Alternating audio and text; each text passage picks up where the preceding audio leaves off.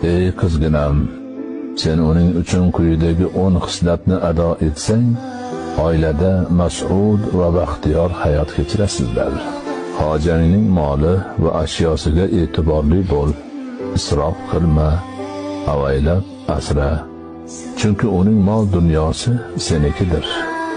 Eringning qarindoshi va yaqinlarini izzat, hurmat qil. Bu bilan hojangni hurmat qilgan bo'lasan. Eringning sirlarini boshqalarga aytuvchi bo'lma. Uning ishonchini yo'qotasan. Hojangning amriga osiy bo'lma. Uning dinga to'g'ri keladigan barcha buyruqlarini ado qil.